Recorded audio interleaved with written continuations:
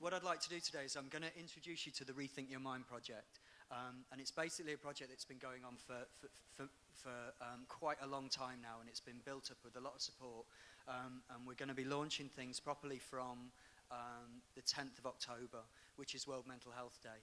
The reason why I wanted to do the launch today is because I know everybody is going to be kind of crazily busy coming up to the time of the launch, coming up to World Mental Health Day. So it was kind of really important for us to kind of allow everybody the opportunity to see the project and where it's coming from. I'd first like to introduce Lindsay just to come up to the stage. Lindsay is a manager at CISO, and CISO have been amazing for me. It's been a wonderful platform. The support and everything that they give the service users and people that are involved in the project is absolutely fantastic. And I know I speak on behalf of every service user that is involved in CISO when I say that, you know, it's completely changed our lives for the better. And yeah, so I'd like to just hand you over quickly to Lindsay. Hi everybody, I'd just like to say thank you for coming and welcome on behalf of CISO and the team, one of whom is here today. If you need any further information about CISO, we've got a stall over there, stand over there, and you can come and ask me anything you like about that. And we're very proud to be here with Peter today, giving him the platform to fulfil his passion, really. And so with that, I'd like to hand you over to Chris Russell, who's going to read you a poem, and he's one of our development workers.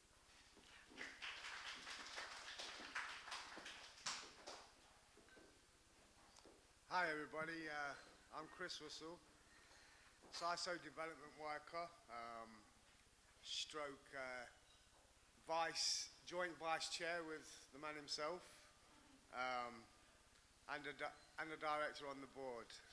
You know, we've gone from strength to strength. You know, as Lindsay says earlier, you know, about change and changing communities, changing the profession. You know, really to be aware of the stigma that really is out there around mental health. I've just came on leaps and bounds. It's the support structure. Lindsay is a therapist as well as a manager. Always friendly, good to talk to. Leon, the amount of work he put in to get us all set up, and then indeed the whole board, even becoming a CIC company was a real challenge. Well, this is a poem I'd like to share with you all that I wrote for an advanced housing and support who do support CISO, and it was a celebration of multiculturalism with the BME as well. It's called One Love Survival.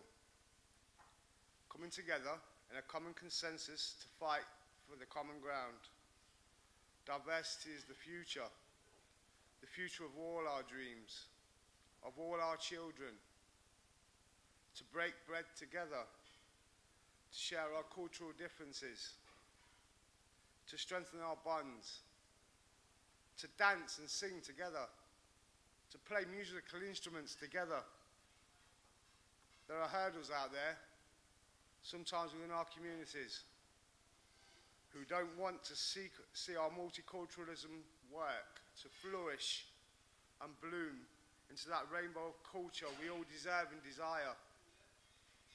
With our strength of love, compassion and understanding, we should all become our destiny of one love.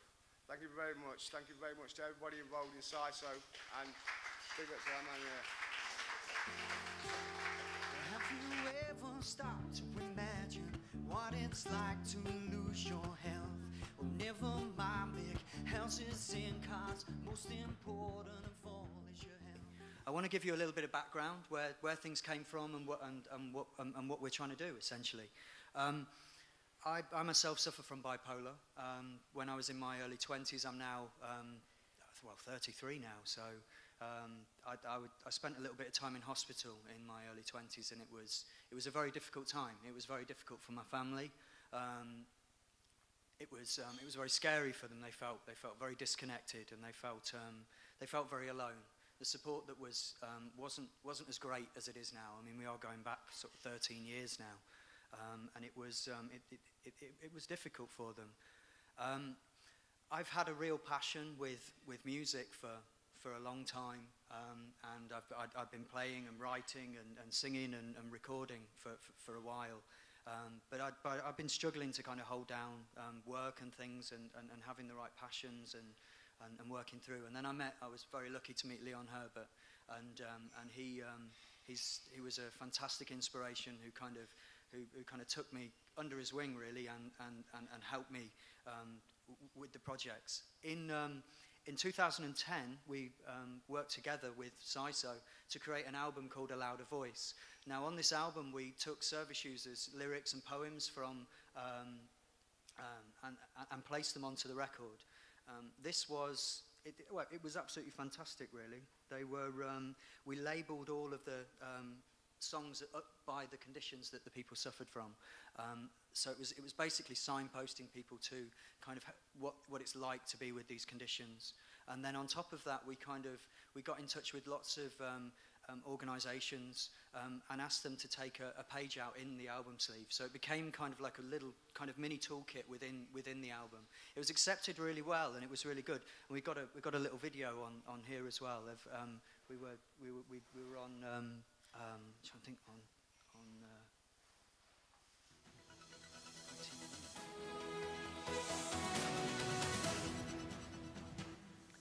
A Leicestershire-based band have released an album called A Louder Voice. It's aimed at helping to shatter the myths and stigmas surrounding mental health. Refuge use lyrics written by people who've experienced mental illness, and their music is being launched as part of Mental Health Week. The album is being produced with the help of the charity CISO, which encourages patients to use creative outlets like music and writing to increase their self-esteem.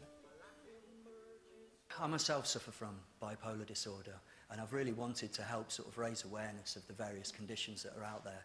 So we took lyrics and poems from people that really suffer from the conditions and presented them in the form of music. So we've got schizophrenia, bipolar, anxiety, paranoia. All these subjects are covered on the album, and we're really trying that, and we really hope that it will make a difference.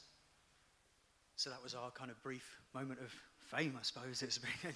But it was, yeah, and I've obviously lost a lot of hair since then, really. It's been a bit stressful, some of the work. So essentially then, there was a lot of people that were interested in that project, and we decided to run a competition project, which I think Sam can flick over to now, which has got... and essentially what we asked people to do was submit lyrics, artwork, poetry, and then it would all reside online, and then people could come on and they could kind of almost sort of share their experiences. They could come on and look at all different people's work and kind of and sort of more feel in a community almost. It was absolutely brilliant. It went really well. We had about 300 entries, and I think we're now up to about 100,000 visits onto the site. And so we've seen how much it's kind of grown over the year. Really, it has been really wonderful. We then took the winning songs were selected by poet Jean Binter Breeze, and we had the artwork selected there as well. And it was. And then we released that into an EP, which we'd been writing for a while. So we fit all the lyrics in and everything, and launched that on World Mental Health Day. And it was absolutely, it was fantastic. It was played on BBC Introducing, and it was taken, and it really helped a lot of people. We got some really lovely emails and letters from people saying that, you know, one particular lady had said just how much the project had made her. She had felt so frustrated with her illness and so difficult to accept it, and how everybody was treating her. And by the end of it, she really felt empowered and felt, you know, proud to have her illness. And I think that for anybody that suffers is a really significant step. And I think for a project that cost, you know, a few grand to change people's, or to change a person's life like that is fantastic, I think. So then kind of that was over. We ran that. It's a lovely website to look at, but it's very, we did rush that. It took us about maybe 10 months from start to finish. With this project, we decided to take a lot longer.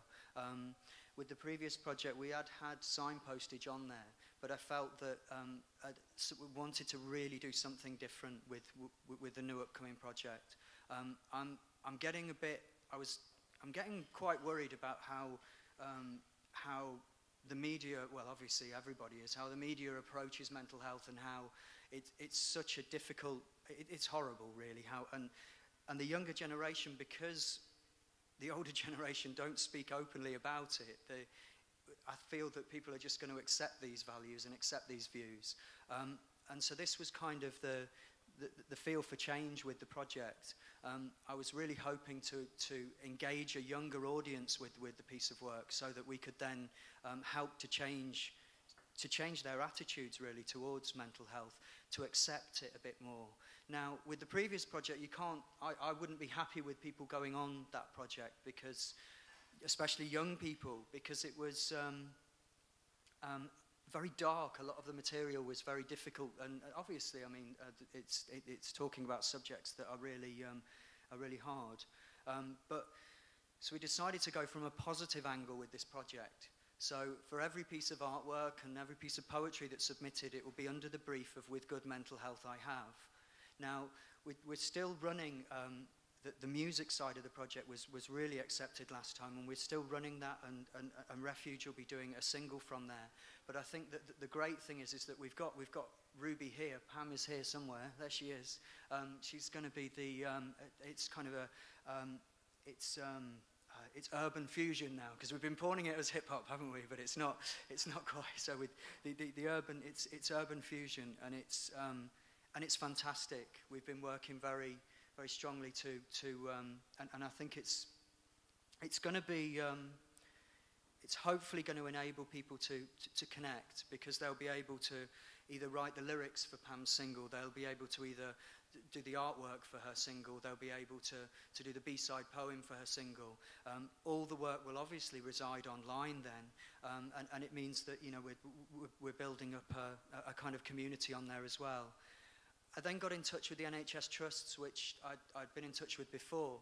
About 11 came on board with the last project, and 19 have so far signed up to this project. And this is where I wanted to take things to a second step, because when my family when I was first, you know, went into hospital, they felt very disconnected, and they felt that some kind of resource or something that was, and I know there are a lot out there at the moment, but I really feel that that this could be something really great. It was having signpostage to organisations of support is the key thing when people are in distress, and I really do believe that, and I'm really proud at the fact that so many of these organisations that you see on the posters and the flyers today have embraced this project and are taking a piece in the work. So we'll be having in this book, there'll be signpostage to all of the organisations, and there's plenty more pages, so that we hope we can fill this up more and more as the project goes on. That obviously it all resides online as well. If you click the Get Support link there, Sam, just under the singles, it kind of, the site's very self-explanatory, because we wanted people to be able to get, we wanted them to be able to get support as quick as they possibly could. But anyway, going back to the book, in here is going to reside 20 pages of winning artwork and 20 pages of winning poetry from the project, which is all done around a positive brief. So we'll have, at a time of distress, we'll have lots of positive work in there, alongside the signpostage. There'll also be recovery material in here from CISO that's been backed by NHS trusts. We'll also have forwards in here from Lord Patel of Bradford, and we've also have many fantastic judges that have come on board. Sally Waterman is just sitting over there, which we're very pleased to have her on board with the project, and it's and so they'll have a page in the book as well. And we really feel that when you do first come into contact with mental health, and it is very extreme, it can be very difficult. And to have something that's very bright, that's very yellow, big, and it's got something, you know, and then it's got all of the support networks that you could need in there. We can also slide the single in there as well, which is very easy to do. and I'm hoping that then this can be, because obviously hardback is, you know, we're having these hand produced for the project, but my hope is that this could be made into quite an easy prospectus type material that then could maybe go out for universities, or that could go through the NHS trusts and things. I first fell ill, well, I was very fortunate to go off to uni, but I first fell ill when I was there, and I feel that it is often a time when people do feel very disconnected, and I'm really keen to see whether to talk with universities about the project. So I mean, the website is fantastic. I just wanted to have a bit of a talk through. So all the pages reside on the website. We have the Samaritans on there. We have the link for the national supports. If you click the signpostage, then it takes you to a page where all the logos reside. And if you click, then you'll find, I think everything's running a little bit slow, but there's always technical issues, isn't there? It's always but there's and then if you click the links, obviously all the logos, then it will take you to pages of the site, and then obviously linking across to the organisation site from there. So people can get support as soon as they require it.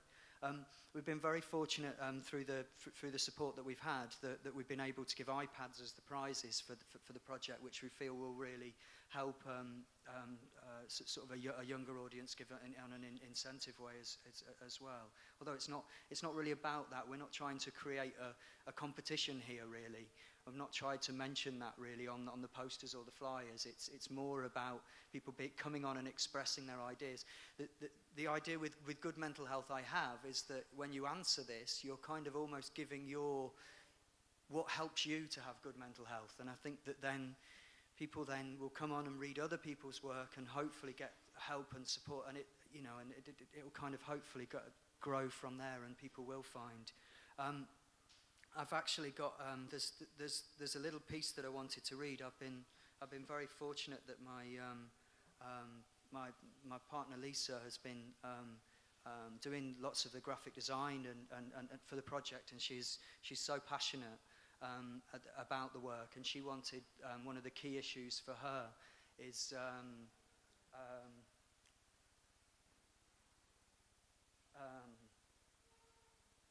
hold on a sec, sorry.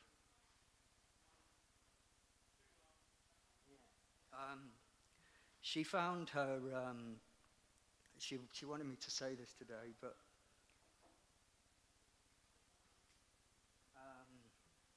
yeah, she was 12 years old when she found her father had committed suicide, and she was the first to find him. And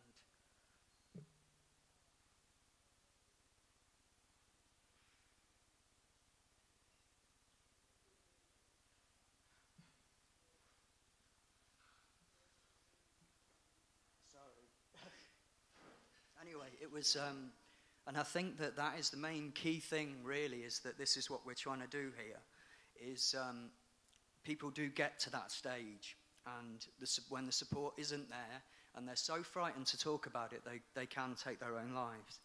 I think I'm going to bring Julian up to the stage to speak, to be honest, but yeah, no, that's all grand, but I mean, the project is absolutely brilliant. It's going to be a fantastic project. I think that, you know, obviously it's going to start very soon, and we're really trying to push this through the network so people realise what's going on. Everybody can submit their artwork. It's all free to enter. We're not asking for any finance. And you may think, what are the organisations? We're not charging the NHS aren't paying anything for this. There's not a, you know, there's none of the organisations. I'm very proud to say that no organisation, charity, or NHS trust will be charged for the project in any way.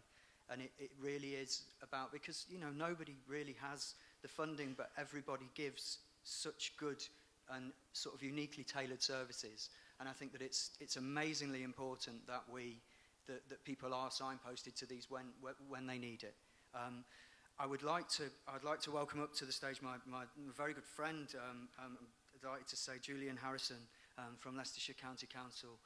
He's been a massive supporter of the work, and has really supported me through its inception and helped it to grow to where we are today. Julian also works with How Are You Today, which we have a page up on the website. If you scroll up to supporters, and we'll sort this out. Thank you. So Julian Harrison, I'd like to invite you to the stage. Thank you.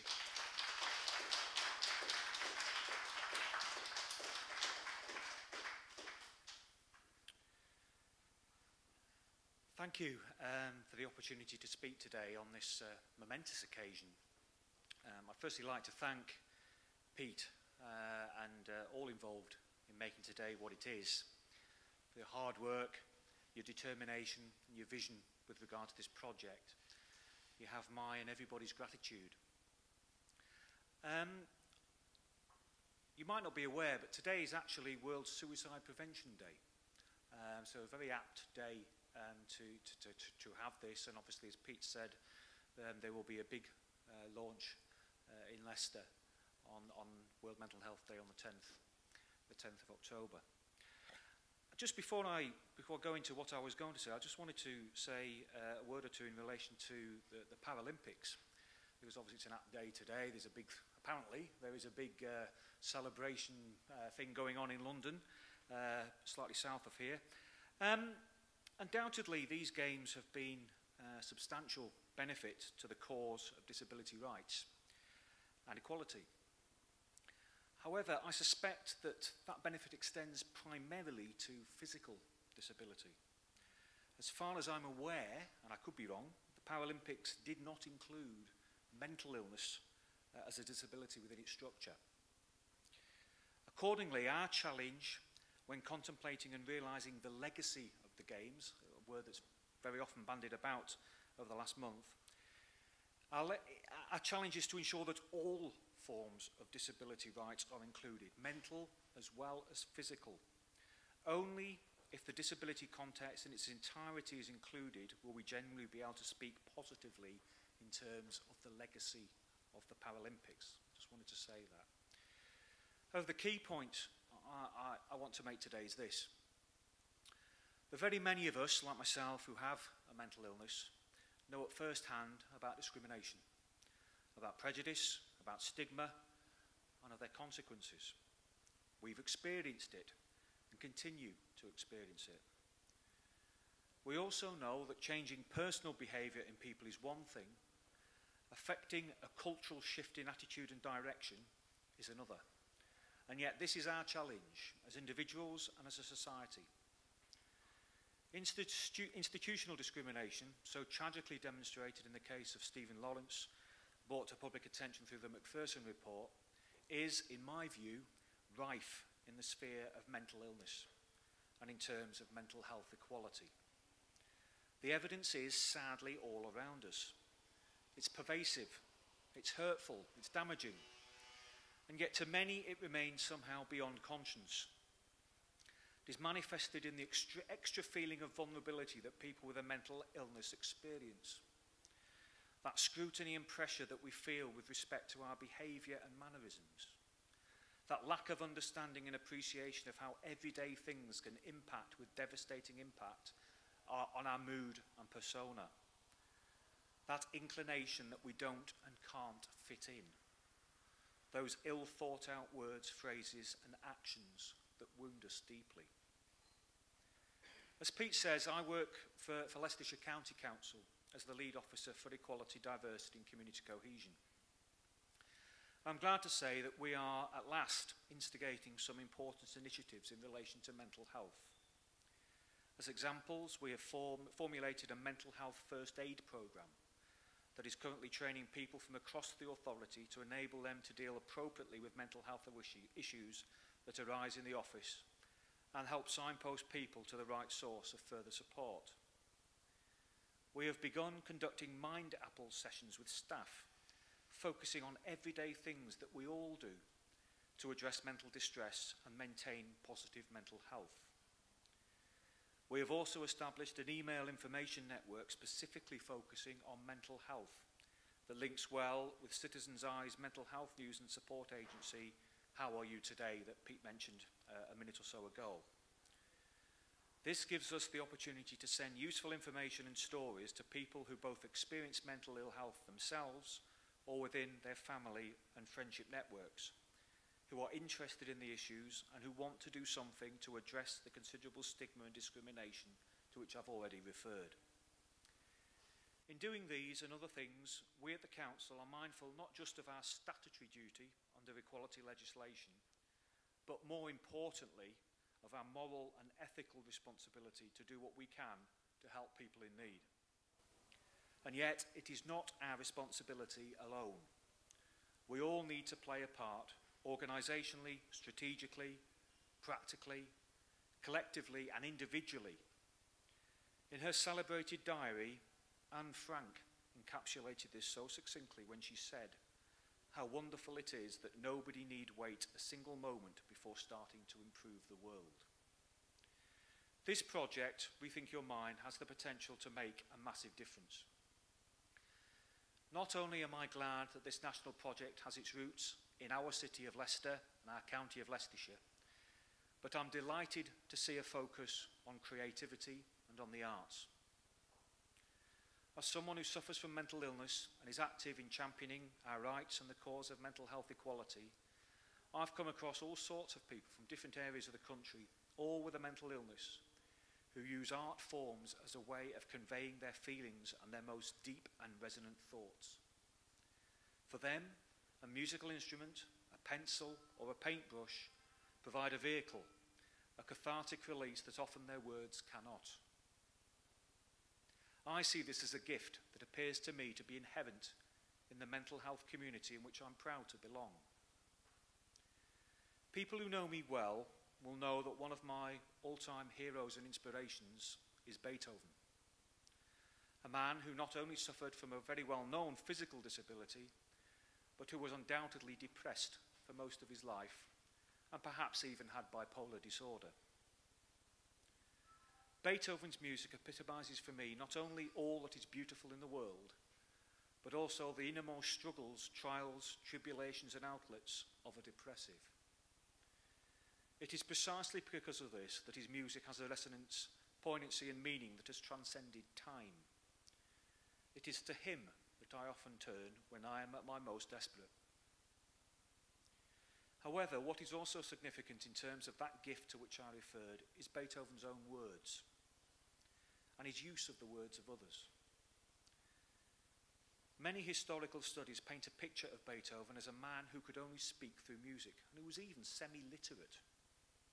Yet if you analyse what he says and what he quotes at times of desperation and inner turmoil, you find a perception, clarity and beauty that is a remarkable contrast to that popular depiction. Why is this the case? For me, it's a wonderful illustration, almost a reverse use of the notion of depression talking. I'd like to offer some concluding thoughts, and they are these. The world of Victorian asylums as concrete edifices may be coming to an end. They are not, nevertheless, altogether a thing of the past.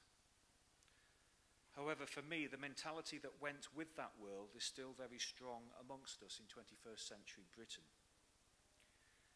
Only when people with mental illness are truly seen as having hopes and ambitions, as well as disorders and troubles, as having skills and talents, as well as afflictions and symptoms, as having potential, as well as doubt and withdrawal, and importantly, are seen as human beings contributing positively in our society, rather than people to be fearful of, to avoid, and even to lock away. Only then will we really see a difference and a maturity in societies across the world. Only then will we have genuine mental health equality. I see this project as playing a significant part in all this. I'm very, very proud to be a friend of Pete's and a supporter of the project, and I wish it every success. Thank you.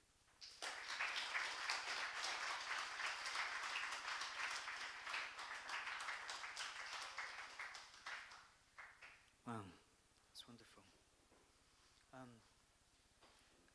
So really from World Mental Health Day, we're going to have lots and lots of people entering lots and lots of positive artwork, poetry, and from the majority of people, it's going to have to be newly created work. And I think that that's a very, quite a key issue for me, because I think that if you are creating something, and if you're doing something that's very positive, and that you're doing something new and fresh that's very positive, I think it, I think it'll be really great. Obviously, the website is going to be heavily monitored because obviously we're having a lot of the younger generation coming on to submit and things. We will, you know, we have to check everything before it goes up live. So there may be a delay while things do go up, but it'll be fantastic. So we won't let anything negative go onto the site, and I think that's needs to be made very clear. I'd like to. It gives me great pleasure as well to actually invite Leon Herbert from who was the manager of CISO and is now at Leicestershire Partnership NHS Trust. He said, "I'm glad to say he's a good friend of mine," and yeah. Anyway, here's Leon. Good to see you. Thank you. Hi everybody.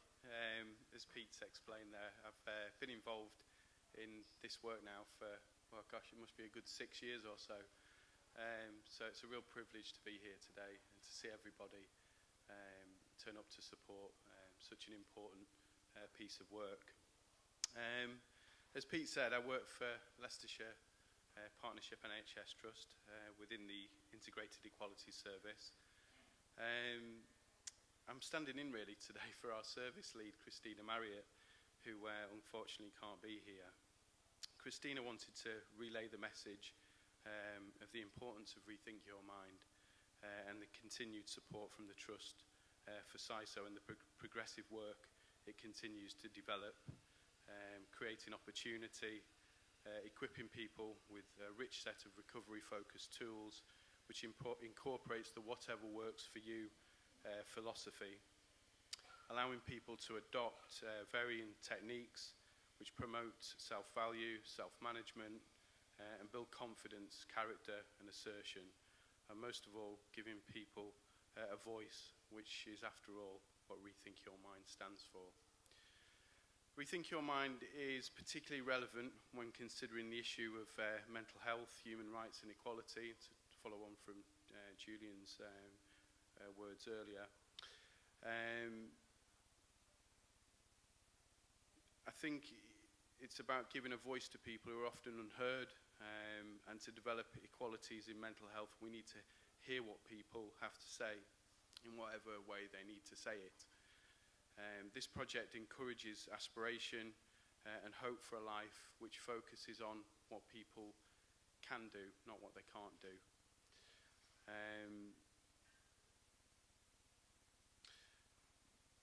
A philosophy that is echoed by organisations like Leicestershire Partnership Trust, Advance, I think Leicestershire County Council, many people here today.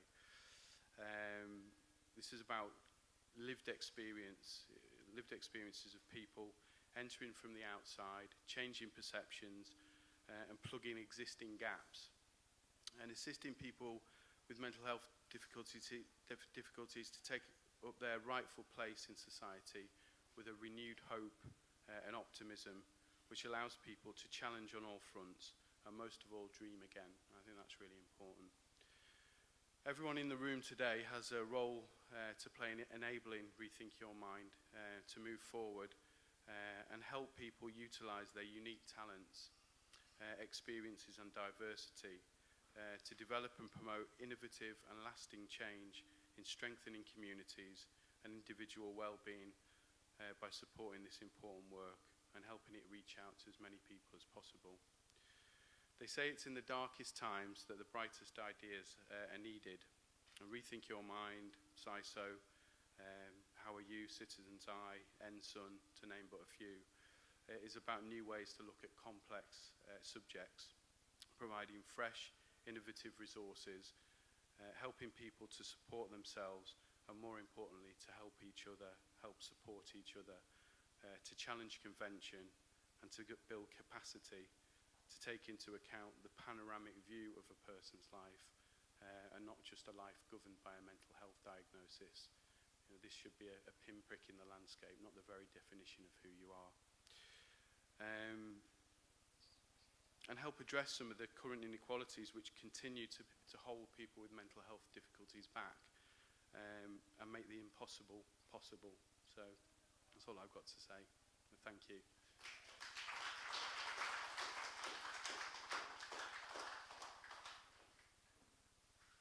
Thank you very much, sir. Thank you, Leon. It's been it has been wonderful for the support as it's grown over the time. We've just currently printed all of the flyers and the posters, which will be going up to all of the NHS trusts around the country, which will be spread through there, and then eventually the books will be created, and we'll sit down, and they will then be distributed to each of the NHS trusts there. I would like to invite Sarah from Ensign, who is the Managing Director of Ensign. The support that Ensign have given us over the last couple of years has been absolutely fantastic, and the support for this event has been wonderful. They were all around today, and I just want to say thank you for all your help this morning and all the support that you've given us. So that's brilliant. I'd like to invite Sarah up to stage. Thank you.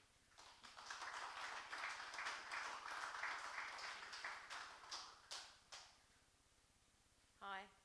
Well, I'd just like to say thank you. It's been a real privilege to be part of this work, to be a supporter of this work. It's such a creative and innovative project as well. One of many that's come out of CISO, or is it CISO? Just because it was said on the television, I wasn't too sure, you see. And what's so special about this piece of work is the positive focus on wellness and good mental health, and of course the power of peer support, which is something that Ensign is very much about. I think as well, by encouraging people to share what helps in a creative way, this project is promoting the voice of people with lived experience, which will hopefully make others listen and then act. And we, as an organisation, are committed to making sure that this is communicated, this work is communicated wide and far, so others can also explore alternatives, learn from yourselves as well, and work in a way that engages everyone we need to engage. We want to see the experience of people as well positively feeding into improving things, improving how mental health is perceived, how it's managed, how it's supported, and also looking at other ways of involving people. Being involved to improve a service isn't just about turning up at a statutory meeting, a commissioning or planning meeting. As we all know, it can sometimes help, but it's not the most effective way to involve people and to improve mental health services. It's also particularly important, I think, to have such creative initiatives like this during challenging times when people are less likely to be involved, less able, less interested, when their basic needs are actually being threatened. And we all know at the moment, with reduction of services and welfare benefits, it's a very challenging time for people. So to have this sort of creative outlet and this opportunity is absolutely fantastic. Also, during times of continual change, and we've had lots of changes over the last year and in fact over the last week, it's important to strengthen our structures, the way we communicate, our networks. It's absolutely crucial. And for us at Ensign, I mean, our principles, the principles we work to, are about solidarity, leadership, equality, integrity, diversity, all the things that Peter's already mentioned, leadership and partnership. And of course, working together, we're stronger. Working in partnership, we're stronger. So what are we doing as an organisation? We're trying to find ways of helping people to communicate together, helping people to communicate with those that affect our lives, whether it's planners, commissioners, supporters. And we do that in a number of ways. We've got a number of projects and a number of ways of helping people to find out what's going on around the country. So we send out weekly e-bulletins. We produce a newsletter twice a year. We try to get to as many events as possible. We're a growing team now, so we're able to have a bit more of a presence around the country. country, and what we really want to do is to build a national picture. I mean, develop our own structures so we're not reliant on the structures, the ever-changing structures around us. So if we have an independent mental health service user-led network that's completely independent and self-managing, then we can continue to grow, to strengthen, and we can hopefully be around for quite a few years to come. We've just received some money from the Department of Health earlier on in the year, and we set up a National Involvement Partnership project. And that's looking at ways of how we can all work together and develop standards of involvement and engagement, again using lots of creative ways, and hopefully improve the way that people's experiences have a positive effect on how we're all supported. So the national picture, what we want to do is obviously create this national picture where people can see and find out what's going on all around the country at the grassroots, but also have a national picture of what's going on at a policy level. And hopefully we can see, what's going on as opposed to what's being said, and try to reduce that gap and challenge that gap as well. So that's all I really wanted to say, other than all the very, very best to Rethink Your Mind, and wish you all the greatest success in what you do. Thank you. Cheers. Like Pete said, my name is Pam, but you'll probably know me as Ruby Colt. I just want to give a bit of an insight as to why I wanted to be part of the project, because when I first met Pete and he sort of asked me to produce some music and do all the sort of stuff, my life was in tatters. I was considering quitting my job. I was living in Leicester at the time, on my way to move down to London. So at the time I kind of thought, it's a big project, national scale, I can't really. And then it took me a couple of days and I kind of thought, you know what, yeah, I do want to do something about it. I was born in Zimbabwe. I lived there till I was 8, so African culture, all that sort of stuff. Me personally, I know that in African culture, mental health can be a massive taboo. It's something that people, push to the sidelines, don't even talk about. And if they do talk about it, sometimes there's quite extreme religious opinions on it. And so I just want to kind of to bring the BME community into this project, so that could have resources with the book and stuff. Have something to look to when people need advice, all that sort of stuff. And I also believe that music is a very powerful tool. When I'm sad and I need a bit of cheering up, you put a bit of Queen, Don't Stop Me Now, or whatever, do you know what I mean? You have a little dance and stuff. So I do think that music is a powerful tool, and I'm just really glad to be a part of something that, with mental health, reaches out to the BME community, and also, anyone that joins the competition. I was really glad actually the other day when Pete said that there'll be kids as young as 10 that will be able to enter the competition, with parents' permission and stuff, obviously. But I think kids of that age don't have enough support. They don't always know where to turn to, sort of thing. So yeah, that's basically all the reasons why I wanted to be part of this project, and just to, dispel misconceptions and hopefully bring a bit of science and understanding to it as well, and having a support network there. So yeah, I'm really glad to be a part of it, and I'm glad that he asked me to be a part of it. That's cool.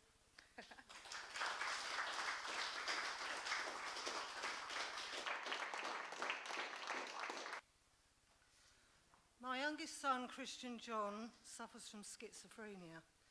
He suffers each day in silence with a kind and gentle demeanour, but look deeply beyond his label to the baby I held in my arms, to the happy, mischievous 4-year-old who captured the world with his charms, to the bright, intelligent 10-year-old who excelled at school in his study, to the 12-year-old football fanatic who'd come home exhausted and muddy, to the carefree, handsome teenager who'd greet me each day with a kiss, to the son I'd lay down my life for, but the man I was destined to miss.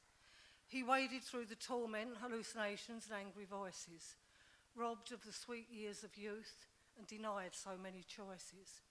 He dealt with public ignorance and the pain that goes with stigma, accepting that mental illness is viewed as a kind of enigma.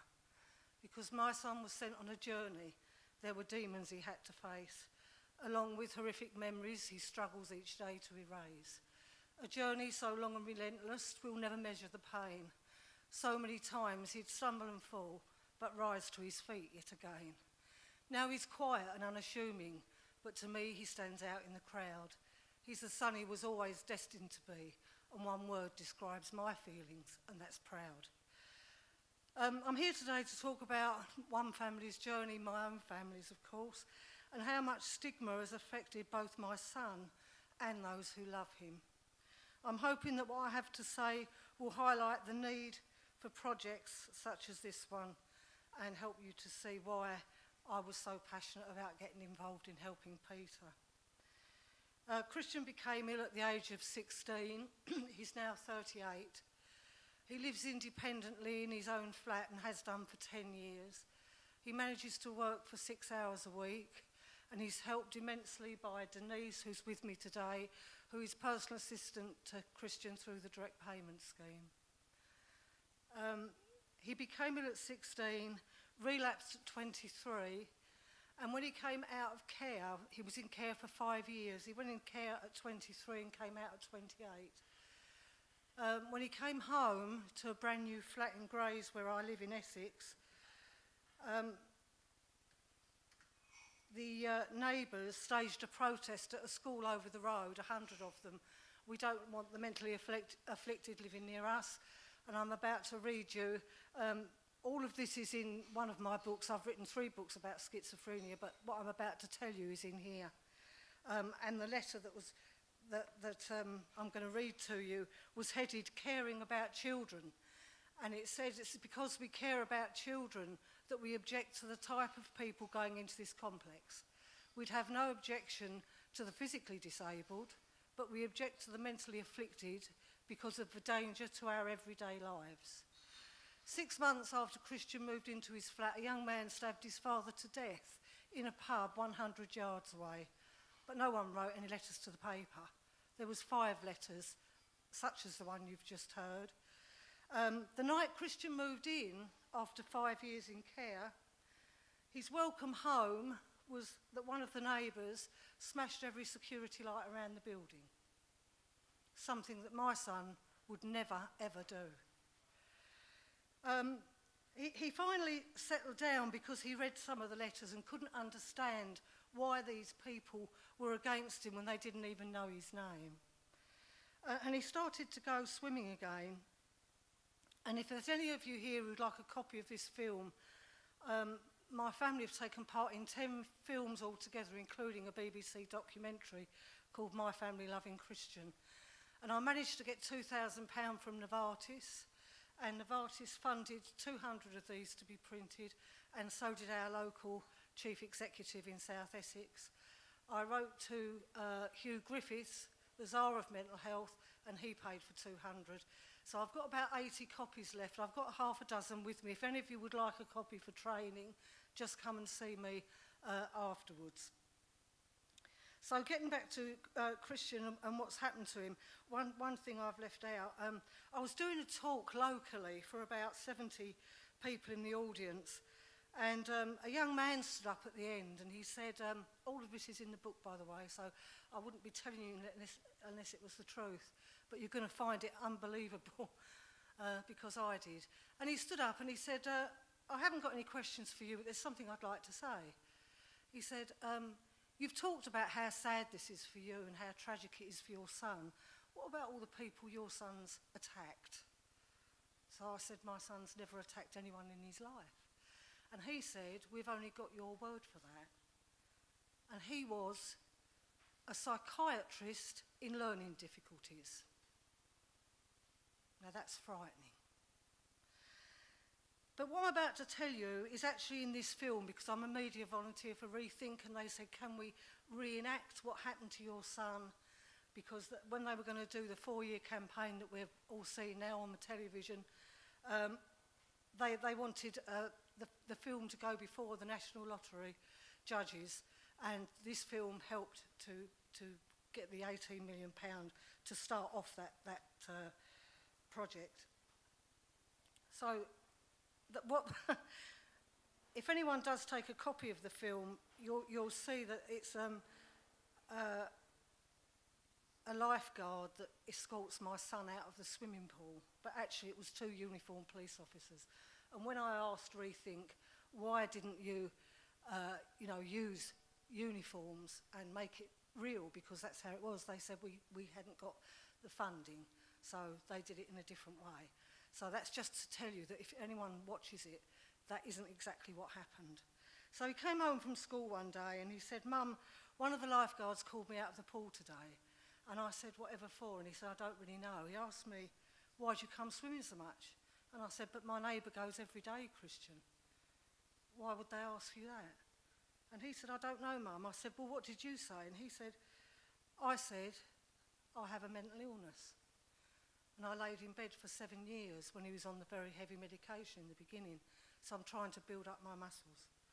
Alarm bells rang for me. My husband and I had an argument because Paul said, well, perhaps they were being friendly. I said, "I don't think so. I think something's going to happen."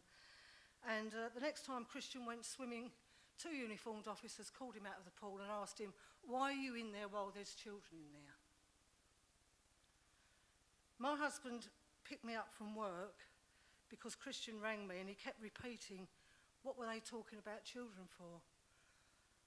And we went to see the leisure pool manager and I said, "Can you tell me what promoted you to call the police on my son?" And he said, "It wasn't me, it was the head teacher of the local Catholic school." So I went to see the head teacher of the local Catholic school. All of this is in the book.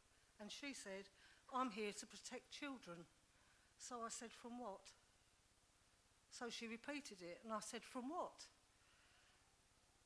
I said, "Just tell me what promoted you and worried you about my son's actions so that I can get my head around why 2 uniformed officers would call him out of a swimming pool."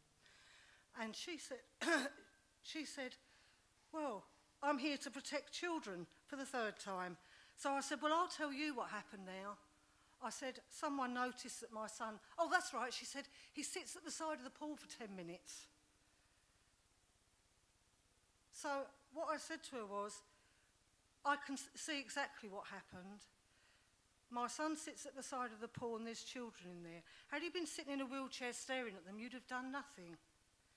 I said, "But obviously what had actually happened was Christian was asked by the lifeguard, 'Why are you in there so much?' And in his innocence, he said, 'I have a mental illness, and because of your ignorance and the police's ignorance and the bloody leisure pool manager's ignorance, this has occurred.' My son didn't go swimming for a year and was on Prozac after that, as well as clozapine. So we just, even with all these, there's so much more that needs to be done. So I'm just going to finish, because I know I've probably gone over time, Peter, with a poem called The Grim Reaper, which helped me to deal with how I felt about these people. How dare they believe they can judge him when they don't even know his name? If they had any idea of his journey, they'd hang their heads in shame. Judge and jury with their misguided beliefs, not one of them knows the truth. They judge the label he's forced to wear, pinned on in his misspent youth. Almost 5 years in rehab, fighting each day to stay sane. So bravely he fought the demons, time and time again. Distorted by the tabloids and the sensational stories they read, they add fuel to the embers of prejudice whilst fulfilling the businessman's greed. How long will injustice reign, creating their living hell? Yet if this were a physical illness, sweet compassion, poor lambs not well. Not 1 ounce of praise for their strength, with abuse they're more often met. No cards, no flowers, no comforting words. They fight the Grim Reaper, and yet it's time for recognition. Compassion's too long overdue. So dig deeply within your resources, because one day this could be you. Thank you for listening.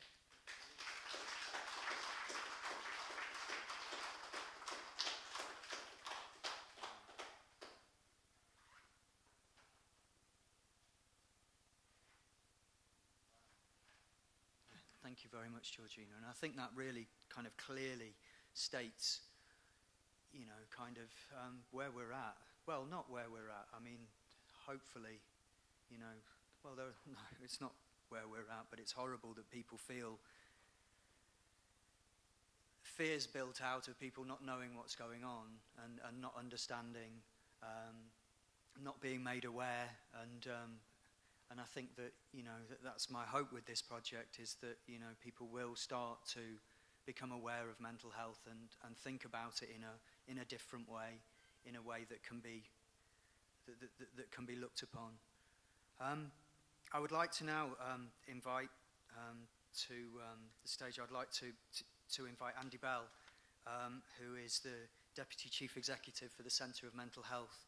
Andy Bell is also a trustee at Young Minds as well, who I'm really pleased to have on board with the project, because I feel it's very imperative that we're able to connect young people with the support services that they require. Andy, could you come and speak, please? Thank you.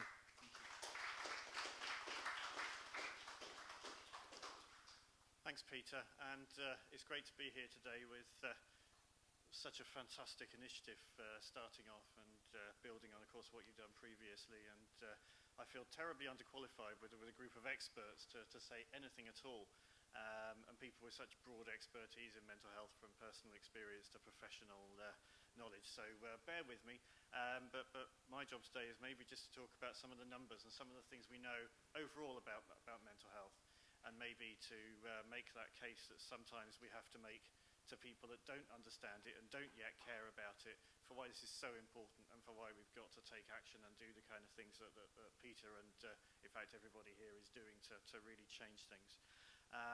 Okay, so starting at the beginning, you all know all this, so apologies, but bear with me. At any one time, now would be as good a day as any, roughly 1 person in 6 in this country is affected by mental ill health. And over our lifetimes, roughly half of us will have experience of a mental health difficulty. About half of those cases will emerge in childhood. So there is something about working with children and young people to really support good mental health at that age. And I think one of the shocking numbers, and I'm going to throw lots at you, so apologies for that, is that roughly 3/4 of both adults and children with a mental health problem never receive any support, care or treatment. That is a big gap in the system. And mental health, as well as being common, affects our lives. It affects the way we are allowed to live.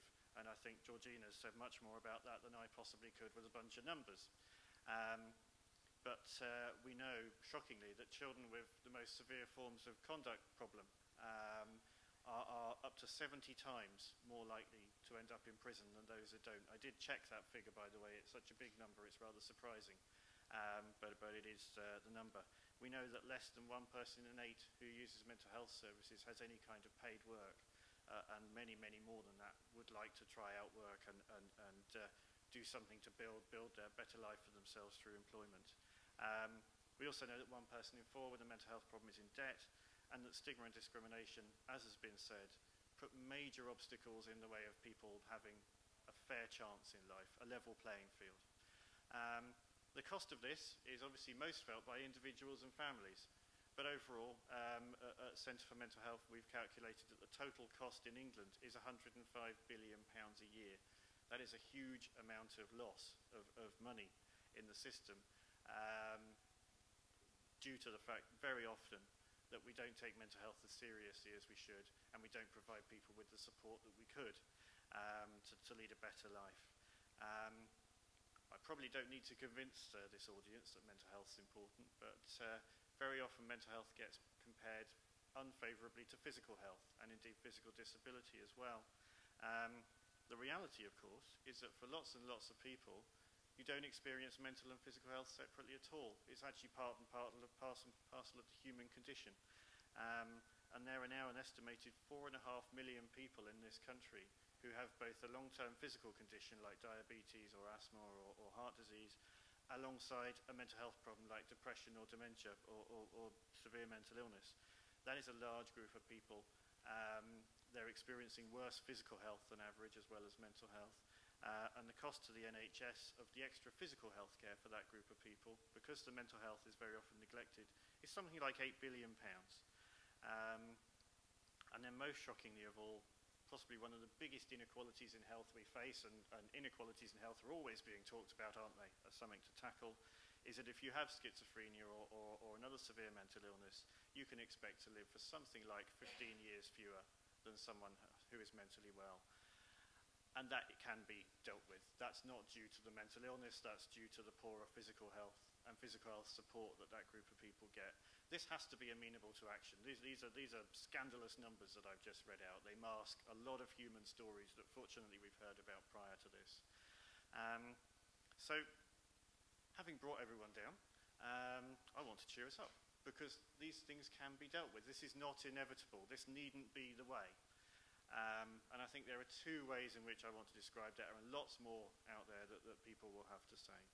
The first one is that we know that promotion, prevention, and early intervention can make a difference. You can get in early, you can support someone either before they become unwell or when they're first experiencing the symptoms of mental illness, to have a better life, to deal with the condition, to head it off where possible at the pass, but also to have many more chances in life. So we know that parenting programs that support particularly young parents, particularly the most vulnerable parents, can actually reduce problems with conduct and emotional difficulties in childhood. We know that school-based programs, for example, to tackle bullying can make a big, big difference. We know that liaison mental health services in ordinary hospitals can help to identify people going in who have a mental health difficulty that needs to be worked with.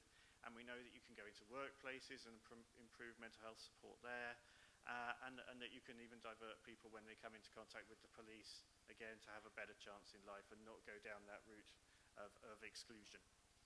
We also know, crucially, that when you become unwell, that you can still have a good life. I think if the Paralympics kind of put anything into my mind, apart from the fact I thoroughly enjoyed every second of it, was that sense of recovery. And this was recovery with a physical disability, but it's about living the life, living a good life, doing amazing things, being unique, whether or not you have a disability or not. That was all about physical disability. I think we can learn an awful lot from that in mental health and enable people to lead the lives they want to lead for themselves, with or without a mental illness. And that should be really, I think, the focus of what we're doing. And initiatives like this can help to do that, because it can bring hope, it can bring inspiration, and hopefully it can bring some people opportunities to do new and wonderful things, and to show that even if you have a mental illness or any physical disability, you can still be fantastic and still lead the kind of life you want to lead and contribute something. And I think that's probably enough.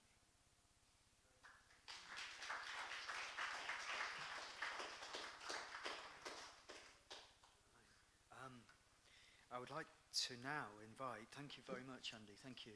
I'd like to now invite my manager, Lindsay Shaw, up to speak now on behalf of CISO, that have given me the platform and so many other people involved in the project under, we're all service users, and I think it's the whole project has changed our lives significantly for the better.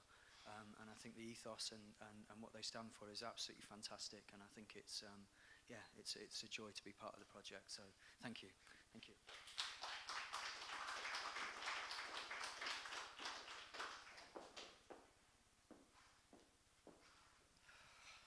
Hi everybody. Well, I'm yet another person very proud to have been asked by Peter to speak today.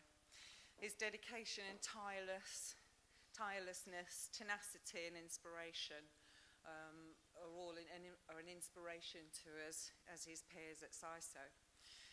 CISO is the culmination of the hopes and dreams of a small group of people with mental health difficulties, myself included, who were given the opportunity to create something to improve their lives and empower them in meaningful ways. The result was safe inside, safe outside, and the toolkit, helping themselves and others feel safe both within themselves and in the communities in which they live. In February this year, CISO became, quite very proudly, a community interest company.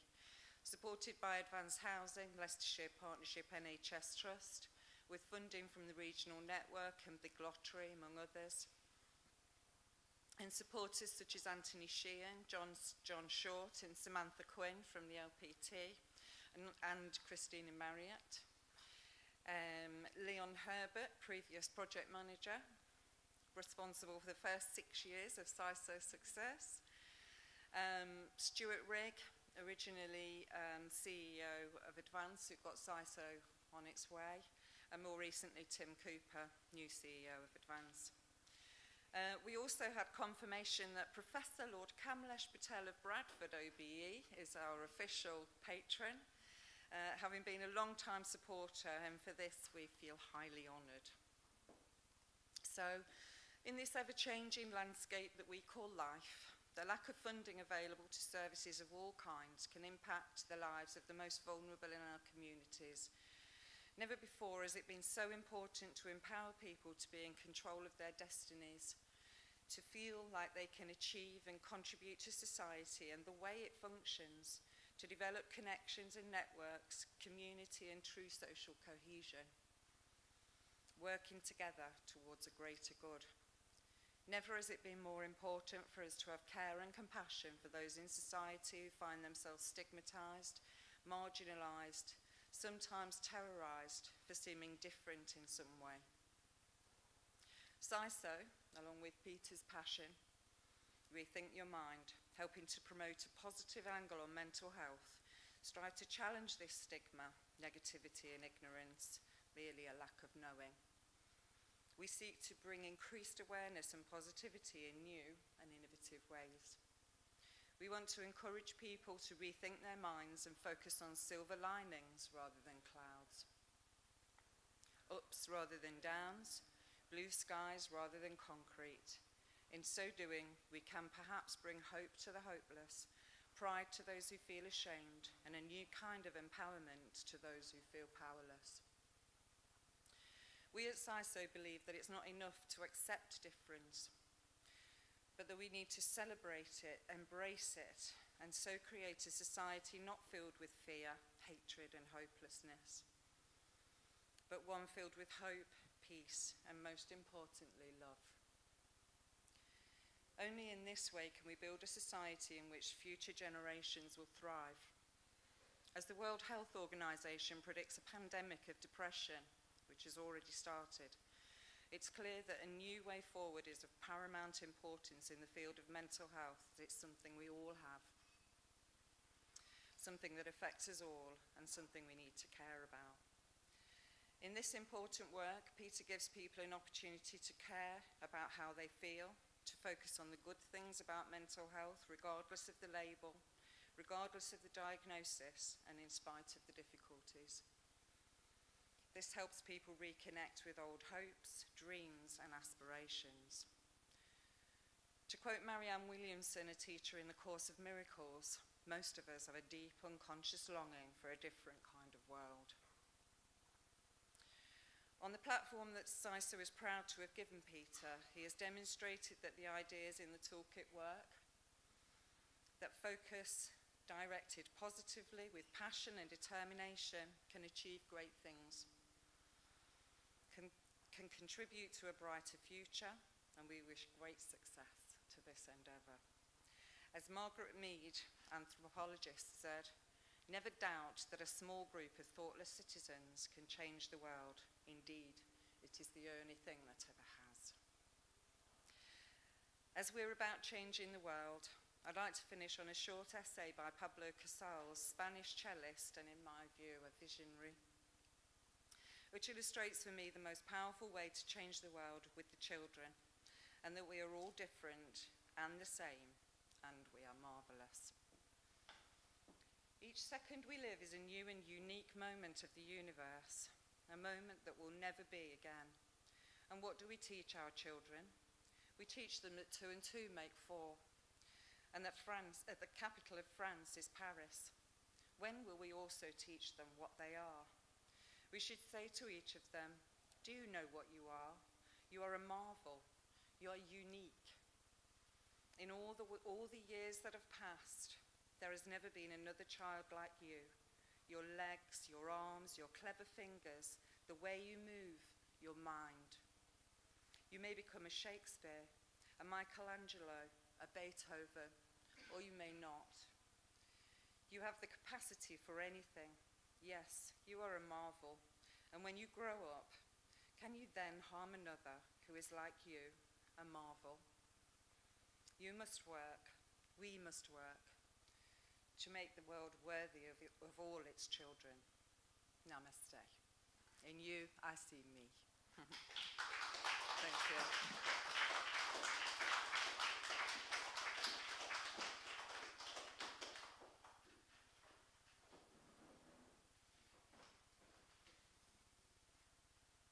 Wow, that was brilliant. Thank you. Thank you very much.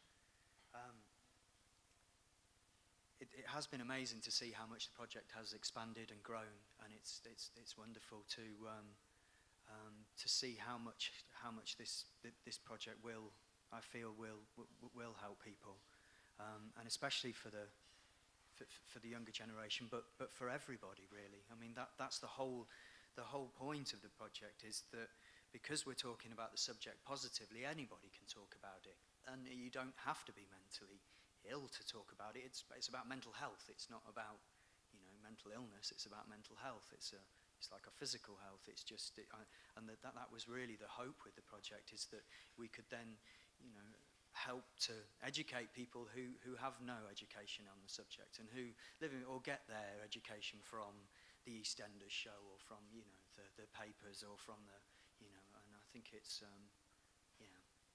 Anyway, I'd now like to introduce Tim Cooper, who is the Chief Executive of Advance, who were kind of initiated in kind of getting CISO together right from its very beginnings. I joined quite sort of a year into CISO, I think it was, but yeah, Tim is going to come and speak on behalf of Advance.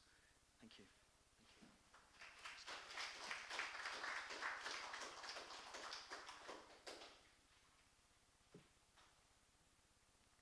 Okay, yeah, thank you, Peter, for that, and thank you for the introduction. And I'm, again, like all the other speakers, kind of really pleased, really proud to be here. I think my perspective, I suppose, one sense is quite a narrow one. It is from the perspective, to offer some thoughts, really, from the view of a provider, thinking about Advance, but perhaps also some lessons for providers more generally of this work. And I think there is a resonance. We've got the Olympic and the Paralympic parade kind of going through London this afternoon. I may need, Peter, an alibi when I get back, as I was slipping out of the office with a degree of suspicion as to where I was going. So I may need to call on you for that. But the point about the parade is it's a celebration of talent. And I think that talent, regardless of people's personal circumstances, and I think that is a kind of fundamental issue behind Rethink Your Mind. It is about nurturing, developing, celebrating and promoting talent. And I think that's a very powerful thing in its own right. But there's some real implications, I think, for providers and how providers work to support individual customers that we're contracted to do. I mean, we're a provider working across England, mainly with people with mental health conditions, people with learning disabilities, and we're contracted to provide housing, social care support, and employment. But as I say, big implications for us in the nature of the partnerships that we have with other organisations and with individuals in terms of enabling us to do our job properly. Leicester is one of the areas that we work in, and we've been really kind of pleased to be involved both with Peter and with CISO. But I was up there last week for a kind of cultural celebration organised by the Advanced BME staff group, which was really a kind of co-production between Advanced staff and customers, both in terms of the performances and indeed the audience. But it was a really enjoyable day, but it was a very powerful day. I think Pam talked about the kind of power of music, and Leon of opening up kind of people's panoramas, and that's what the day was about. There were some very powerful, quite mesmerising poetry performances from Chris and his colleagues in CISO. There was music, there was dance, there was a fashion show. There was a whole variety of things, but I think it was a very, very powerful example of how the kind of wider cultural activities has a positive benefit on us all, and we all left that event really uplifted. And I come back to, in a minute, to the relevance of that to today. So, I mean, if we think about what Advance is about, I mean, our mission is to enable individuals with a mental health condition to realise their individual potential as valued citizens. So people say to me, okay, well, how do you go about doing that? And if I'm giving a sort of a conventional description of the way in which we work, it's about enabling choice and control. It's so that our customers can say, I've got choice about where I live, who I live with, the kind of accommodation I live with, live in, the types of support I get, when I get that support, and who provides that support. And that as a customer I can say, well, I have the choice to look for a job and how I go about getting that job and sustaining that employment. And you know, that's a very large part, an important part of what we do. And I like to think that we do it in the main well, and that we support people positively. But if you relate that back to our mission, if we are to really enable individuals to realise their individual potential as members of their community, we have to go beyond that and work in ways that are outside of the traditional provider function of providing services. And I think that that is where, you know, our involvement with partnerships like CISO, with Rethink Your Mind, is a very powerful way of enabling us to work. And it is, you know, there's perhaps a view that kind of bigger provider organisations are the benefactors of smaller community organisations. I would argue it's very different. It is actually a partnership of equals, all of different size, but we bring equal value to the equation. And it is about, you know, enabling us to work to support individuals' personal growth and development, enabling them to nurture their own talent and to kind of share that talent with others. And that's why I think we do need, as a provider organisation, to work very closely with organisations, as I say, like CISO, like Rethink Your Mind, because that wider cultural involvement and aspirations of our individual customers is a very important part of how we enable people to live the lives that they want to do. And we can't do that as a provider on our own. And I think it's really important that we recognise that. So, you know, for us, it's been a very powerful partnership. We're really pleased to be involved. And I think that, you know, we look forward to seeing the outcome of the competition in terms of, the new art and the music and song and the pictures that come out of it. And as importantly, you know, seeing the powerful impact on individuals' lives and giving them the confidence. And I think really I just kind of leave you with two thoughts. I mean, I think, you know, this cultural stimulation is a really important part of helping people develop and keep good health, and therefore it is important to support it from that point of view. But secondly, as I think has already been alluded to, it's a really powerful way of challenging the stigma that we all know still attaches to mental health conditions today. And I think tackling that stigma with real positivity in terms of people's individual talents and skills is a really valuable thing to support, and we look forward to supporting you in the future.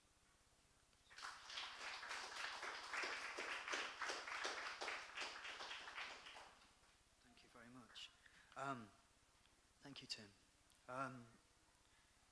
I would like to next invite Suzanne Hudson, who's the Chief Executive of Bipolar UK. This is kind of, when I go back to the point behind the project, when I first kind of fell very ill, it can be a real struggle with bipolar, a struggle that people sometimes are, I know many people that haven't been able to get hold of the cycles of the lows and then into the highs and then back into the crashing lows, and it can be it's frightening and devastating to people's lives. And I know when I look back on my life in my early 20s, I probably lost. I'd lost. I don't know whether that's certainly maybe 3-4 years of my life were very, very difficult. The bipolar UK used to be called the MDF, which was the Manic Depression Fellowship, and it was through then that I first went on a course to kind of understand, and it was a course. It was a free course because I was a member that I could then, and it was at that course where I started to look and to piece together in the areas of where I'd been going and bits like that. Unfortunately, I wasn't particularly well at the time and wasn't able to finish the course. But from there, it gave me a platform to realise how I could control, and it has taken many years, but it's been, but it's really helped, and it's in positions like that I think services and opportunities for people are very, very key. It's of importance. I don't, with lots of things that have happened to me, I've been very fortunate with things, but it's, it's kind of opportunities like that for people to learn and to get the support that they require. I think it's, I think it's very important. I'd like to invite Suzanne Hudson, Chief Executive of Bipolar UK, to come and talk. Thank you.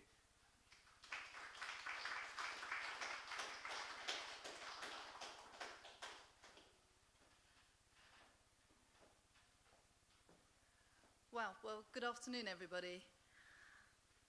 Well, I've been here this afternoon, been hearing many people speak with great specialism and great passion and great commitment. And for those of you that may have seen me at the back, as a result, I've been dramatically scribing and revising what I was going to say. So hopefully I'm not duplicating too much. So the focus of today is very much about celebrating the launch of Rethink Your Mind. And to my mind, the project comes at a really vitally important time in terms of changing perceptions with regard to disabilities. In the past 2 weeks, literally everyone in the country has witnessed how perception, and in some case prejudice, can be broken down through a common activity, and that is, of course, sport. Indeed, Lord Coe spoke of the Paralympics having a seismic effect on attitudes to disability. I absolutely agree, it has been amazing, and the public's perception towards physical disabilities has, and hopefully will, continue to change for the better. But is that the case for mental illness? Yes and no, unfortunately. Yes, in terms of if we compare our understanding and perception of mental illness today to, say, perhaps 10 years ago, there has undeniably been an improvement. But no, in terms of do we think we're progressing at the same pace as that change for physical disabilities? Indeed, Georgina spoke about 20 minutes ago about her son and her family's experiences. At Bipolar UK, we hear of similar stories more or less on a weekly basis. She mentioned the perception of violence and the fact that if one is mentally ill, sometimes there can be the assumption that actually they will be the perpetrator of violence. In fact, the opposite is true. For those of us that are mentally ill, in all likelihood, we are likely to be on the receiving end of violence and not be the perpetrator. However, there is a spectrum of important work that's ongoing, and interestingly, similar to the Paralympics, it is not being driven by single individuals or single organisations working alone. It is about people and organisations coming and working together with a shared passion to achieve a common aim. Today also marks the 10th anniversary of the World Suicide Prevention Day. That's 10 years of research, 10 years of prevention, 10 years of education and dissemination of information. Last year, the Samaritans, Mind, Bipolar UK, and indeed 50 national organisations started to work together to develop a shared declaration for suicide prevention here in this country. And part of this declaration recognises the need for improved self-helping behaviours amongst high-risk groups and across the wider population. So this call for action for suicide prevention has adopted an underlying theme for all shared communications and the activities of seeking help and finding hope. And the official launch of the call for action was today. And in that area, that is a massive, massive step forwards and is a prime example of organisations and individuals coming together that will hopefully in turn set in path a new motion of support and of help for individuals most at risk. Rethink Your Mind is another fabulous example of one individual, in this case Peter, reaching out and working with other organisations and other individuals to raise awareness and change attitudes towards mental illness through, over the course of this year, a creative competition. I personally believe that similar to what we're seeing with regard to sport as being a highly effective communicator for physical disabilities, creativity, whether through writing, through art, music, the voice, performance, or poetry, can and indeed will help change perceptions and break prejudice for mental illness. More importantly, it's through creativity that we can help others have a better understanding of different mental health illnesses and their impact.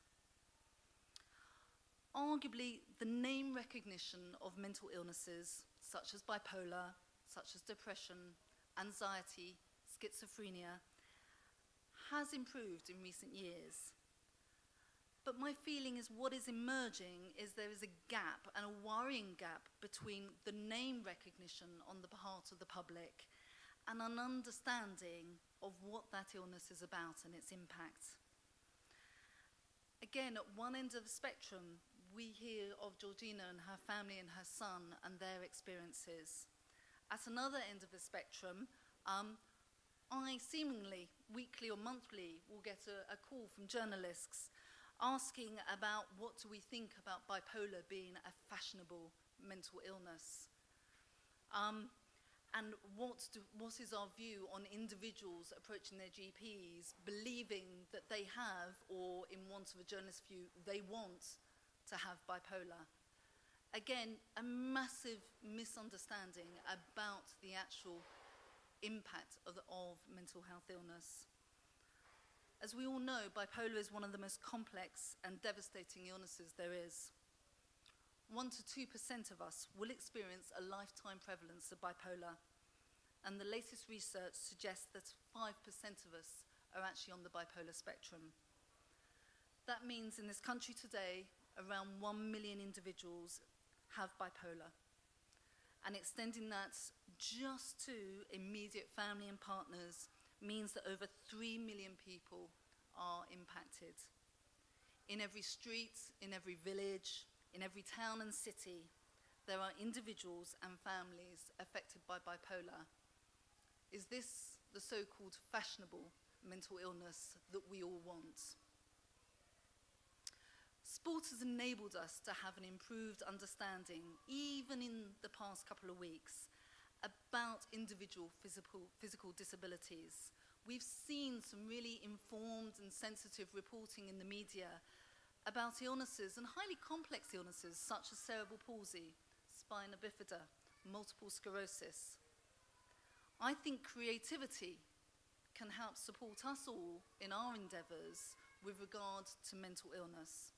And in the years to come, by working together, we can absolutely make a difference.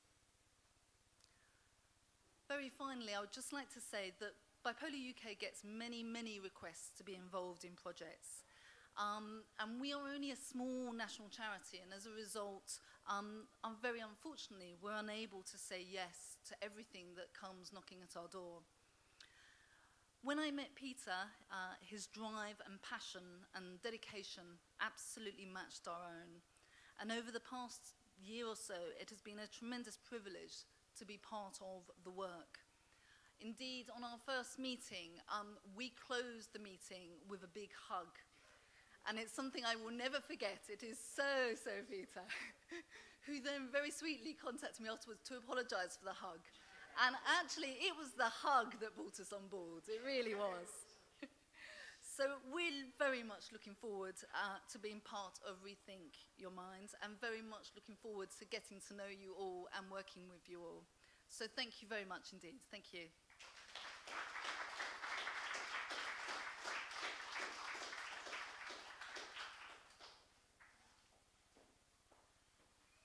Bit of a defence there. I hugged you and then I turned to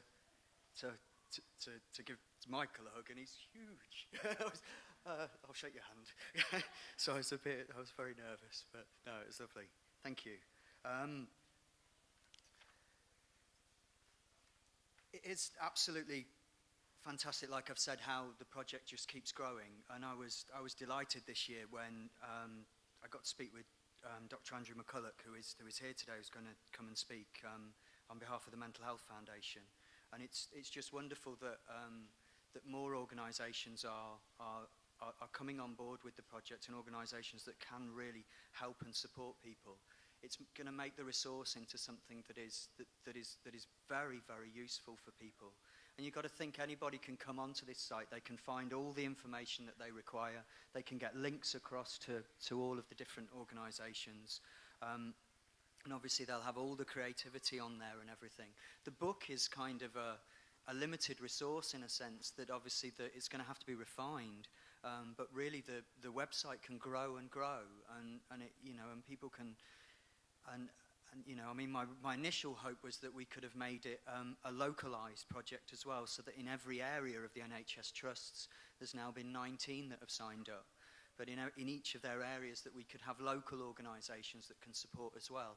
I realised quite quickly, however, that was going to be quite an undertaking, but for the future, I think that it's something with a team and with the right work ethic. I think that it's something that could really work. Anyway, I'd like to invite Dr. Andrew McCulloch to the stage. Thank you. Thank you very much.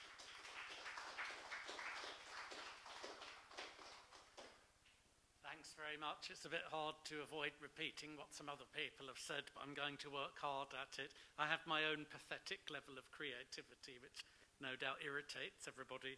One thing was about thinking about the word order in your title, and it's lucky you called it Rethink Your Mind instead of Mind Your Rethink. There's probably a few other word orders that we could come up with, but I think it's a great initiative.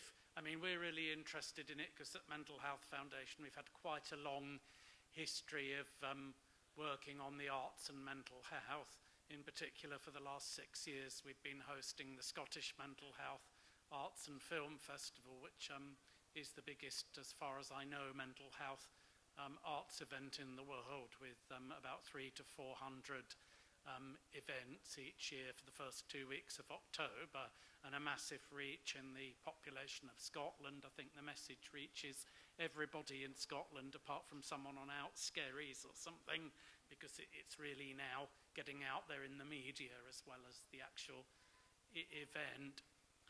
And now we have funding to, we have seed funding to provide a arts festival in London in 2014, which it's been decided will be on a theme of anxiety, because we think that's a good way in, because there's a lot of art that's about anxiety, and it's something that everybody has from time to time, and so we thought that would be a good theme to work with. So we look forward to working with a lot of other partners on that as we try to make a reality of it over the next 2 years, and obviously we'll be talking to you, Peter, about that as well. But why do we work on arts and mental health? It's kind of obvious, people have already said it, and I think there's been a lot of misconceptions over the years that arts and mental health is art therapy, for example. Well, art therapy is great, but that's not what we're talking about. There's also a misconception somehow that you have to be a mad genius or something to create great art, whereas a lot of people that I've taken an interest in, particularly John Clare the poet, actually wrote less good poetry when he was very ill, when he was really in crisis, and he wrote his great poems, including I Am, which is arguably the greatest piece of service user poetry in English anyway. He wrote that when he was actually in recovery, reflecting on his experience. Of course, it's different for different people, so you can't make generalizations, but I think, you know, it's important not to make generalizations. I think there's also a great virtue in having lots of different takes around art, creativity, and mental health. There's plenty of room for everybody to do their own thing and then bring it together. I think what we've heard today shows that there is a lot of collective understanding about what this is all about. It is about empowerment of the individual. It is about community getting together to celebrate. It is about expressing something that can't be expressed in any other way, and the person chooses the way they wish to express it. And it's also about fighting stigma as well, because certainly in some of the things we do, and I know you've already said this, it's not actually about, oh, well, has this person had a proper mental illness, and so is their art valid in terms of what it says, or is it actually about mental health, which is something not just for the individual, it's something for the group, something for the community. If we keep breaking this agenda down just to the individual, which is really, really important, of course, because individuals are suffering day in, day out, then we're not actually tackling some of the issues about community, and we're not necessarily tackling the stigma and discrimination. Another pathetic joke of mine I like to say is, oh, well, if there's no so-and-so, we can go down the pub. So I thought of, well, if there's no stigma and discrimination, we can go down the pub. Well, we have gone down the pub, but unfortunately there's still a job to be done on stigma and discrimination. So thanks for what you're doing. I think it's fantastic, and I look forward to seeing the products as well and enjoying those. Because I think one other thing you get from this type of process is you generate a lot of energy, and then you get a lot of different people creating stuff, and then everybody enjoys looking at it. I know it's very simple, but it's actually very important. So thanks.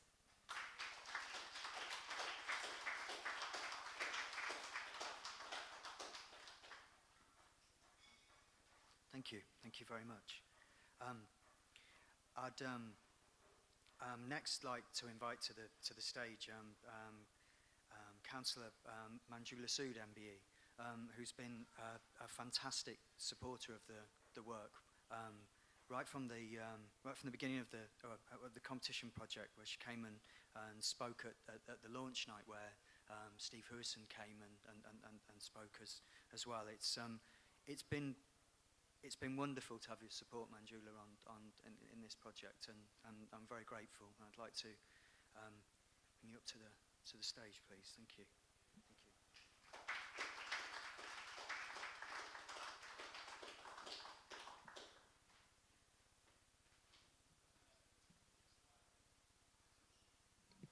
Thank you, Peter. I say when you are towards the end of the speeches, like Susan said, I think most of the things have been said. And for me to sit there and listen to very inspiring speakers, I think I have got no words how to say thank you to them. And thanks, Peter and Siso, for the work which you have done. And today, it's a great honor for me to come here and represent Leicester City Council at the launch for your Rethink Your Mind website. And yesterday, Olympics and Paralympics, we saw the great closing ceremony, fireworks been lit, and as it has been said over and over again, that it has changed the perception of the society, not in Britain, globally. And I was in America last week, and I was very impressed. They don't use the word disabled access, they say it accessibility. So everything matters in life, how we approach. And looking at Olympics, I was thinking, Peter, for you, today is the gold medal. Because I have attended your bronze event, which was last year at Y Theatre. Then we had silver at Crumbling Cookie, and today is the gold. So well done.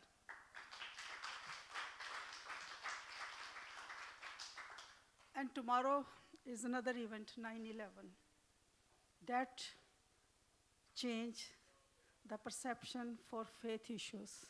Since then, every authority, everywhere, society has started more openly talking about the faith dialogue, how we can understand each other's way of life. So sometimes good things, sometimes tragedies, they bring out good in the society, in human beings. And Olympics have the legacy, they say, is it has inspired the generation. Peter, you mentioned about that this project is to inspire younger people. But for me, it is very important we start from the older generation as well. Because we are in 21st century. We are not even at the dawn. We are right into nearly 12 years. So it is very important for us to talk at every level that how we can look after our mental health and how we can ask other people and involve them. And this is the hard work of so many of you, which has brought this event today. And I would like to pay special tribute to all the speakers and all the partners who are working very hard. And for me, I was delighted to meet some of them, I think after many years. Raza is one of them, Leon. And good mental health is precious, and it is fundamental to our well-being. It is well recognized that good mental health is linked to good physical health and is fundamental to achieving improved educational achievements, increased employment opportunities, reduced health inequalities, and social exclusion. When we think of poor mental health, we often think of certain conditions as schizophrenia, bipolar, depression, but mental health also includes common conditions that can affect us all: stress, anxiety, feeling down. If it is not taken care of, it can lead to much greater mental health problems. Poor mental health is nothing to be afraid or embarrassed about. We need to be able to recognize the symptoms and seek the right support and help. Some things we can do ourselves to maintain our own mental health and well-being. For example, talking to friends, family professional, getting involved in social activities. So this is why art and creative work is going to be really important. Whenever you do something, when you're valued, you feel really nice about and it inspires you. And I'm very, very passionate about mental health. In my personal life, I'm a carer for my son who went through these things, and it's not easy. Although many of the issues facing people with mental health are the same, but as I said, research shows people from BME communities, they face additional barriers. We need to ensure the level of cultural awareness within organizations. And Leicester's whole England is a multicultural country. We live in a global world, and we have to learn from the good practices of each other. There could be different views. For a woman, this journey can be more harder. But first of all, we have to empower ourselves. Only then we can take steps for other people. And Peter, your project, I'm really so proud of you that you have proved empowerment of human beings can produce great results. And dignity and quality. When you go to this website, you will be linked, you will be signposted, and it will give you dignity and quality, and it will promote positivity towards mental health. As Mahatma Gandhi has said, growing up in India, I was always been full. Be the change, you want to see the change in the world. We got Nelson Mandela. He gave up his life in prison just to make a difference to the society. And so, one person can make the difference.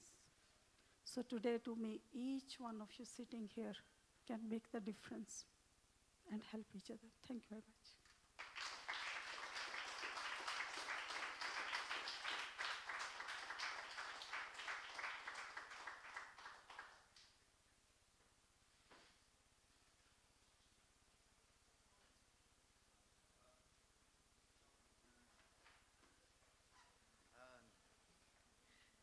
Okay. Thank you very much, Manjula. Thank you. Thank you. It's lovely. Well, thank you so much, everyone, for coming today. It was sad last night to hear that Lord Patel is very unwell at the moment. He is suffering a bit with balance and things, I think, at the moment. But he's okay. But he's just not able to travel and things. What he's done is he's sent over his speech for today. So I'm gonna have a go at reading it out, and I'm sorry that I've not quite got his presence, but my profound apologies for not being able to join you today. I promise I didn't write this. This is coming. Sorry. No, so my profound apologies for not being able to join you today at this very important event. I know Peter has invested a huge amount of time and energy organising today, and I hope you all recognise how important your attendance and support is in helping to create a positive and creative mental health debate. The importance of looking after our mental health is vital. People with good mental health are in control of their emotions and their behaviour. They are able to handle life's challenges, build strong relationships, and recover from setbacks. I firmly believe good mental health is everyone's business, and that includes tackling the prejudice and discrimination that people with mental health issues often face. We know that for many people, the stigma of mental illness can be more disabling than the illness itself. They can find it harder to get jobs and maintain friendships and relationships. The worst case scenario is that mental illness could lead to suicide, and I think it is important to highlight today is also World Suicide Prevention Day. This was first established in 2003 and now takes place on the 10th of September each year and seeks to promote positive mental health, to promote a responsible representation of suicide in social and other media, reduce stigmatization of mental illness and suicide, and encourage people to seek help through public awareness and education campaigns. 2012 actually marks the 10th anniversary of this day, and this year the theme is focused on strengthening protective factors and instilling hope.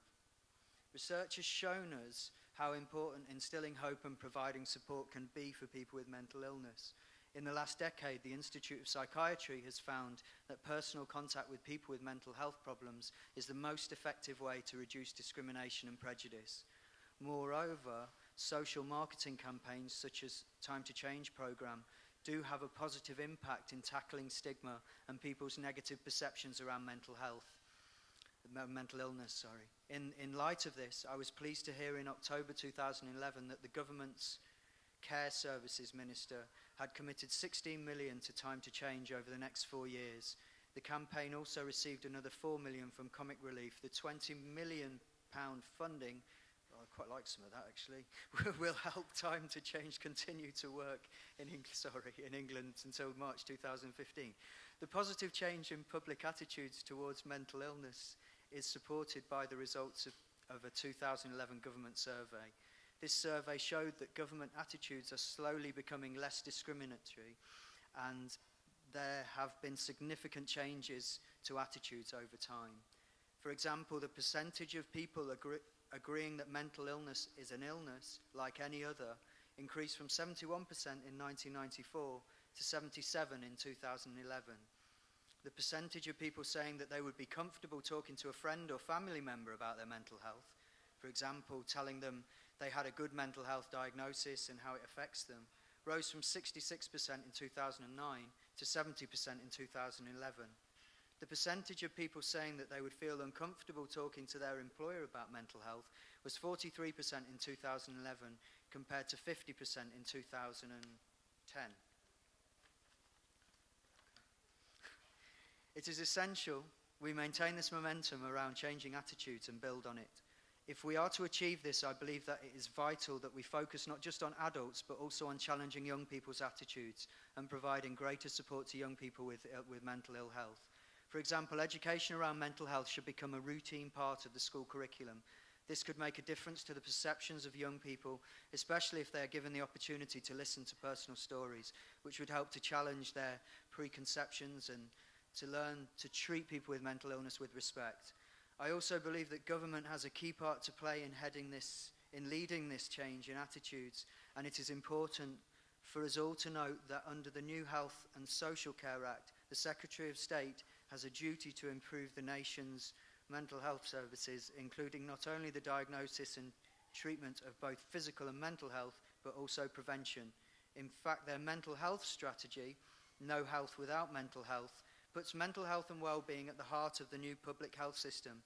The government have recently published the Mental Health Implementation Framework, which sets out what organisations can do to make the high-level objectives of this mental health strategy a reality. This implementation framework has been jointly developed by the Department of Health, the NHS Confederation's Mental Health Network, Mind, Rethink Mental Illness, Turning Point, and Centre for Mental Health. It sets out what employers, schools, businesses, local authorities, housing organisations, voluntary groups, and healthcare organisations can do to promote good mental health, such as clinical commissioning groups, appointing mental health leads, schools developing awareness programs to help staff recognise pupils at risk, or employers supporting the mental health of their workforce.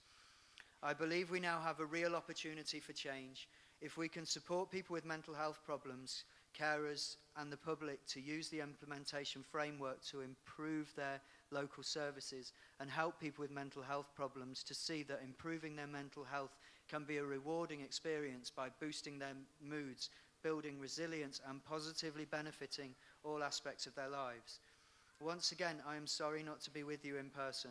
I hope you have found the day valuable and that this event can mark the beginning of a journey that we can all take together to ensure that the important issues that Peter and his colleagues have raised today are not forgotten and are positively worked upon. Please enjoy the rest of your event, and I look forward to me meeting you all at our next event. Okay, thank you. Thanks very much, Lord Tyler Bradford. That's wonderful. Yeah. I just want to say thank you so much to everybody that's come today, and for all the speakers and everybody that's put so much time into this. Obviously, going back to the real resource of this is the fact that it was born out of when I first went into hospital, and it was a very disconnected time for my family, and the fact that they would find this book very reassuring, something that they could call upon for support, that they could look at for comfort, for hope, and hopefully with the forwards in there as well from key and prominent figures, it will make people feel included and inclusive in a time which can be so disconnecting. And then I think on the other angle, by adding the music and bringing in the kind of the urban style music as well, I think it opens it up to a younger generation. And then by doing it on a positive level, it enables everybody to talk about it. And then hopefully it brings it all up into the air so that people do feel. And then like my partner who lost her father through suicide when she was only 12, I think is kind of a really key issue, that it does get to that state with families because they feel so alone and they feel that they can't speak up. And so I'd like to say a massive thank you for everybody that's come down today and been very kind of patient with everything as well. And I want to say an absolutely massive thank you to my good friend Tom for everything you've done, man. Thanks, mate. And I really appreciate all the food, and it's been fantastic. I'm sorry, it's just a bit, it's a bit overwhelming. It's been quite a few days, really, but yeah. And it's my birthday tomorrow as well, so that's quite, yeah. So, yeah, we're gonna play you a bit of music now. This is the band Refuge, which I sing in, and we're going to play you some of the music from our EP that was recorded last year that was done around the competition project, which we launched to try and raise awareness, and this is where that project kind of stemmed from. So if you're interested to hang around and hear a bit of the music, then please do. Okay. Thank you very much for your time. Thank you. Cheers.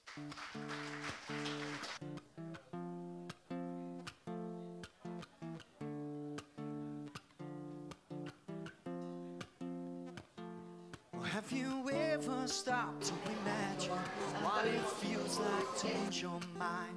Instead of receiving compassion, people can be so unkind. Or have you ever stopped to consider what it's like to be given a label?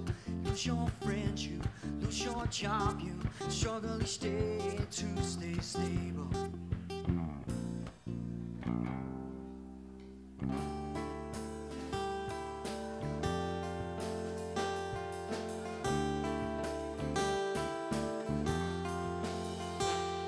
Have you ever stopped to imagine what it's like to lose your health? Oh, never mind big houses and cars, most important of all is your health. Well, have you ever stopped to consider what it's like to be given a label? The pain of all of those that suffer is seriously underrated.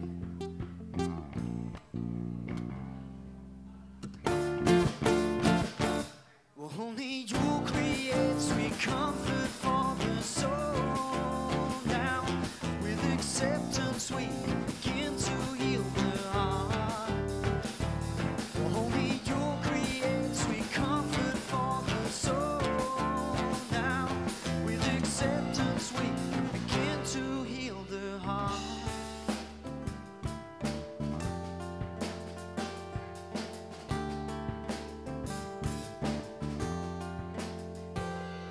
Have you ever stopped to imagine what it's like without love and passion? You see old friends out with their partners, normality for you with some ration. Take some time out to imagine, struggle to reach every goal. Or put yourself in other shoes, create a sweet comfort for the soul.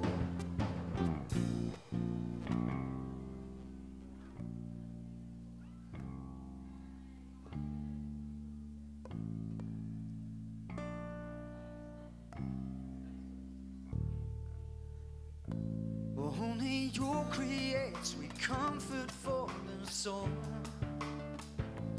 With acceptance we begin to heal the heart. Only you create sweet comfort for the soul. With acceptance we begin to heal the heart. Only you create sweet comfort for the soul.